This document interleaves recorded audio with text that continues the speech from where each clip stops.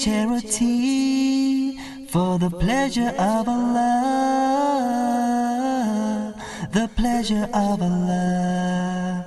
Oh, you who believe, read the Quran every night of Ramadan,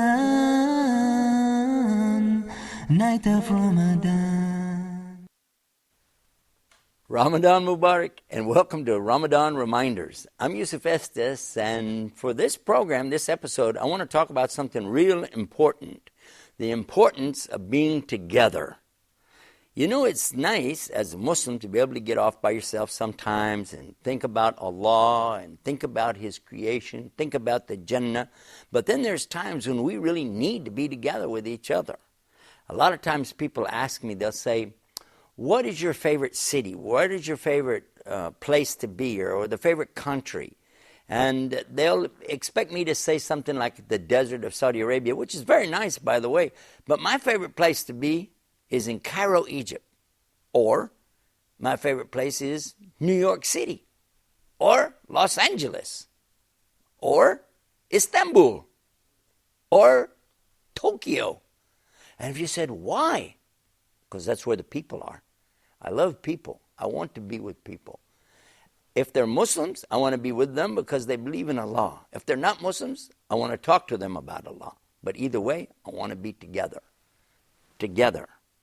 Because if we only focus on just ourselves, this is just like one, isn't it?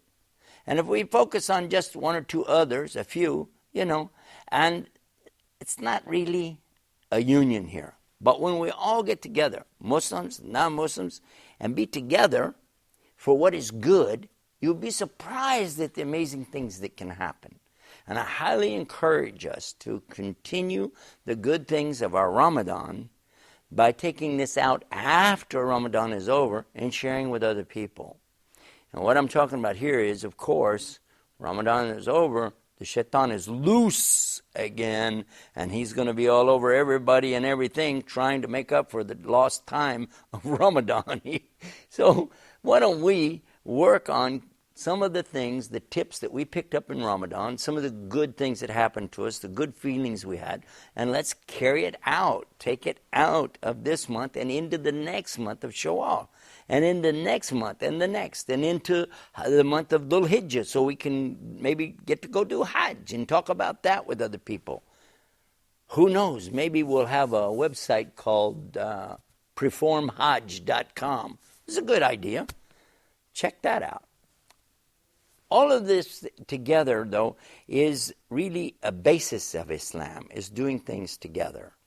When we come together for Salah, it's important for us to realize the Imam is telling us, it means for us to be steadfast, to be straight up, to, straighten the line and be, establishing this together.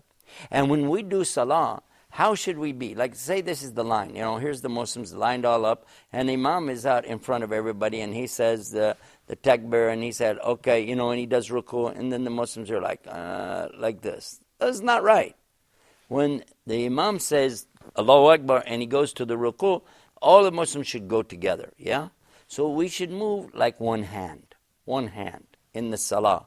And in the same way, we should work together for all of the things about Islam, so that we make mashura, as we talked about in other parts of the program, and we follow our imams, and we work together as one hand or one union like this. And the more we do this, the more Allah will love it, and the more reward He will give us. Some brothers will argue and tell you, well, no, I don't want to be with the non-Muslims. Well, I don't want to be with the evil that anybody does. So if you're talking about the evil of what some non-Muslims do, totally and completely I agree with you. But if you're just saying I don't want to be with non-Muslims at all, that my Islam tells me so and so and so about that, I'm going to tell you that that's not the Islam of Prophet Muhammad, peace be upon him. Because even up until he died, he was always concerned about non-Muslims because he wanted them to know the message. And how would they know if somebody didn't take the message to them? And that's what he ordered his companions to do. Some of them had to go out and spread the message of Islam. He sent Mu'adh ibn Jabal down to Yemen to be the governor down there, and told him how to give this message to them. He told him that when you go, you're going to the people of the book, the Ahl Kitab. Teach them, he said, teach them about Tawheed, monotheism, and if they accept that, then teach them about the Salah. And if they accept that, then teach them about the Zakah. This is crucial.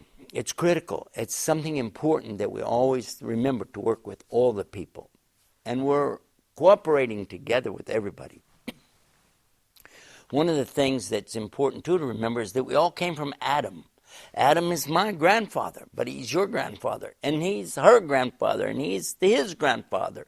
Adam is the grandfather of all of us. We're all children of Adam. And in this way, we could look at each other and say, you know what? I care about this person because he's also one of the children of Adam. It doesn't mean we're all brothers and sisters in faith, but certainly we're all brothers and sisters in the fact that we're human beings on the same planet.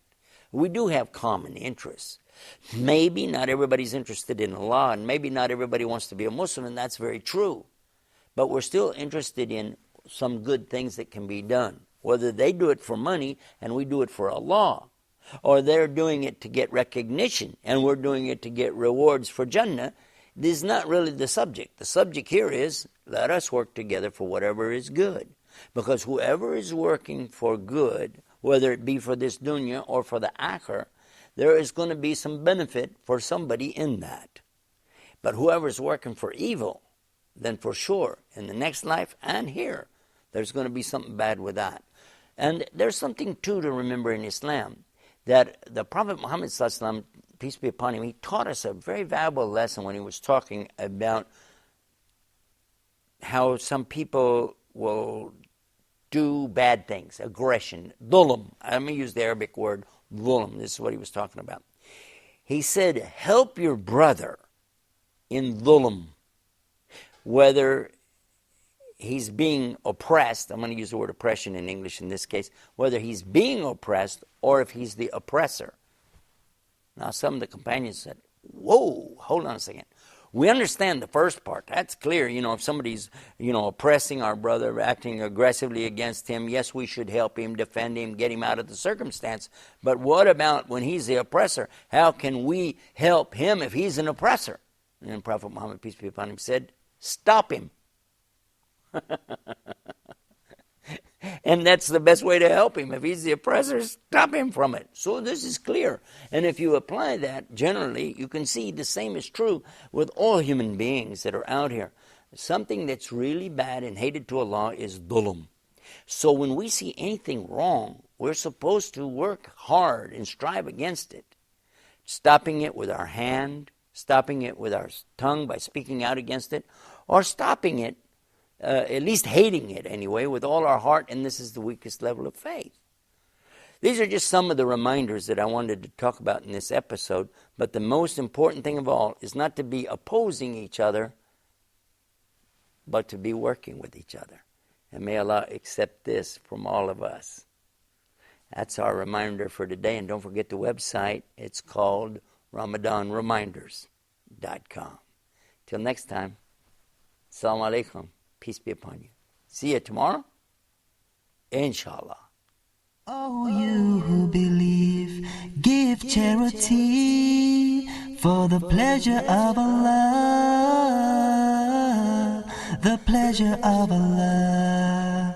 Oh, you who believe, read the Quran every night of Ramadan, night of Ramadan.